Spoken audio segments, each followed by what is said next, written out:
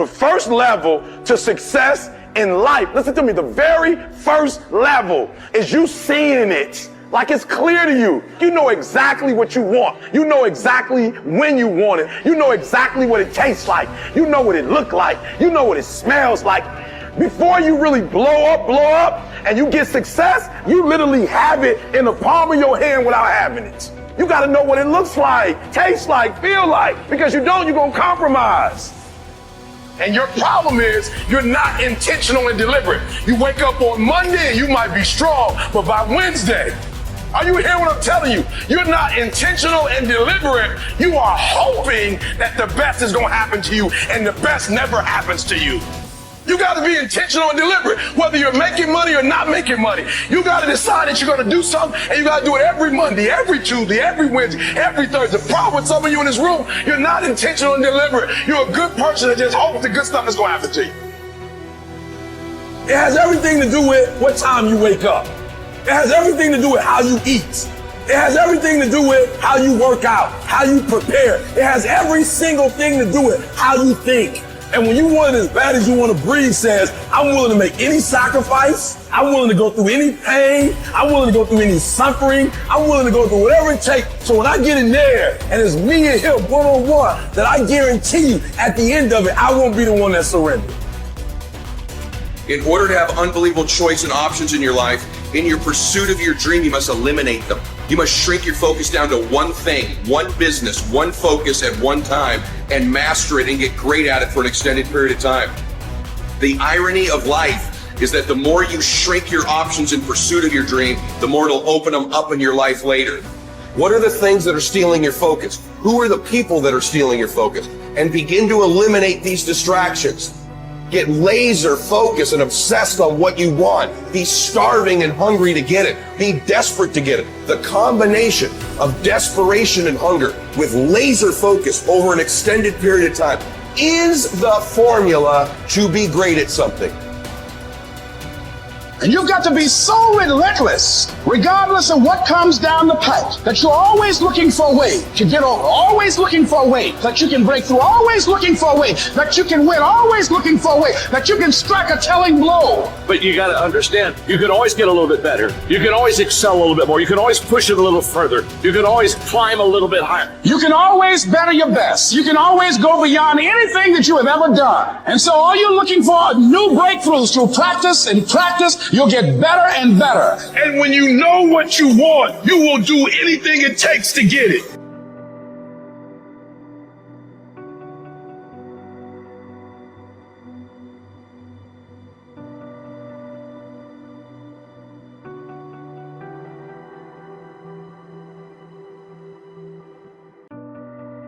A person who thinks all the time has nothing to think about except thoughts. So, he loses touch with reality and lives in a world of illusions. We are so tied up in our minds that we've lost our senses. Time to wake up. What is reality? It isn't material, that's just an idea. Reality is this. Whoever it is that you want to be, no matter how many times you may have failed at attempting to become that person leading up to this point, you can still become that person. You're going to decide who that is. You're going to hold that ideal in your mind, and you're going to force yourself to act in accordance. You are going to tell people what you're up to. And if you really have some balls, you're going to tell people that want you to fail. Because that, believe it or not, that's who's going to come to your rescue in your darkest hours of wanting to give up. It's going to be remembering that out there is someone who's laughing at you, who wants you to fail, that's talking behind your back about how you're never going to achieve it, and then imagine how rad it will be when you actually do achieve it. And so I've been intrigued with, can you be committed to the process of what you do without being emotionally attached to the result of what you do? Because a lot of people can be committed to the process of what they do if the results don't change. But the moment the result or the outcome changes of what they're chasing, they shut it down or they quit simply because the result changed. So can we be committed to the process of what we do, but not emotionally to the result of what we do, understanding every day I get up and give everything I got to everything I'm a part of simply because this is who I am. Like the only thing I need every day of my life is 86,400 seconds. That's it. Like I don't need some reward. Like I don't need, the only thing I need is breath in my body, and I'm flat out going to get it. One of the things you have to understand about life is everything changes and everything ends. And that kind of sounds heavy on the front end, but it's a truth. If everything changes and everything ends, number one, it should make you appreciate what you have right now. And then my view is what's next is always better. If I make it so, it's my job to make it so. I think passion is the genesis of genius. If you've got enough passion, you're going to find answers nobody else does. But most people run out of fuel, meaning they get tired, they get exhausted, they get burnt out, they get, the law of familiarity. They're around something so much they take it a little bit for granted. What I see as the one common denominator of people that are successful over a lifetime is the sustained hunger. Hunger is the number one factor. That in order to move forward, you move forward by taking the next right step. You don't have to know all the steps to make, just what is the next right move.